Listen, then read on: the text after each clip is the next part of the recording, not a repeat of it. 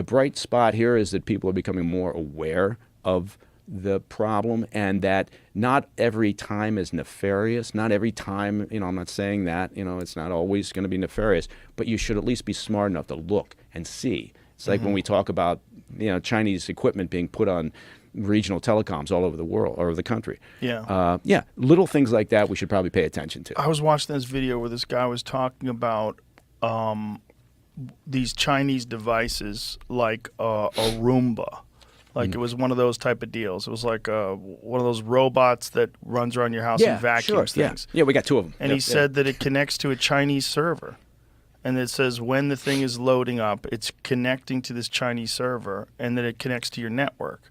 And this Chinese server potentially has access to your network and could choose to shut your network off, siphon information, do anything it wants. It's like the Internet of Things, right? And so these things are connected via your network and connected to all the devices that are on your network. So if your cell phone's on it, Wi-Fi, whatever. Exactly. Yeah. And that's been going on for some time, right? I mean, that's been the capabilities, the ability to gather intelligence from seemingly innocuous things, your fridge that talks to you or whatever.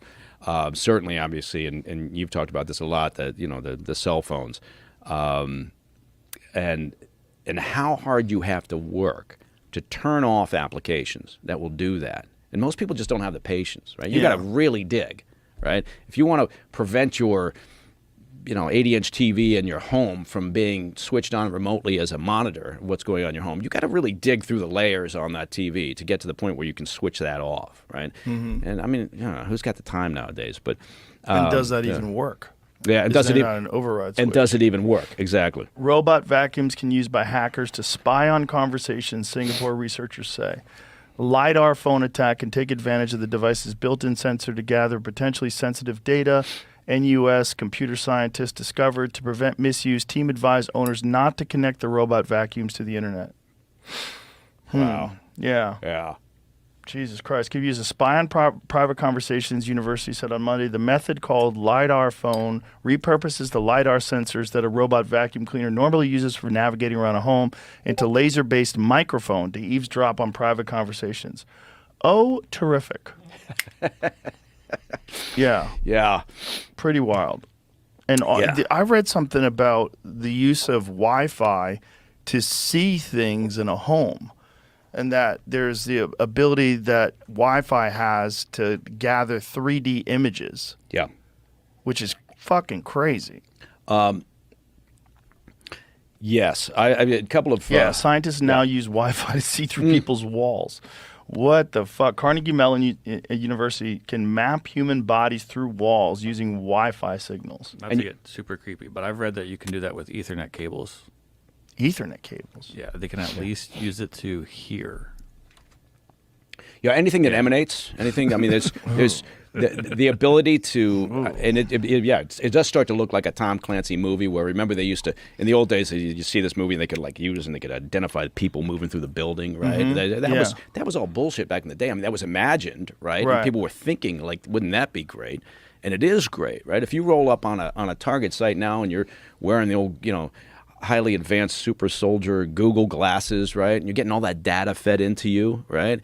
And you're getting heat signatures, and I got 4 people on the other side of this structure. I mean, that's fantastic intelligence. Or you can, the battlefield has changed completely now. I mean, the drone capability and be able to look downfield and know what you've got. Yeah. To be able to reach out and touch a target without getting your guys in harm's way. I mean, it's an amazing world, but it's also pretty, what's the word? I don't want to say frightening necessarily, but it's alarming, right, for just the average citizen in terms of, information that's being gathered on you. And I think most people just, at this stage of the game, certainly I think maybe younger folks just don't care. Right? Yeah, they're on TikTok. Yeah. I was talking to my friend Cam's son, and I was like, that thing's fucking siphoning data off because he's on TikTok. He's like, I don't care. It's fun. I'm like, okay.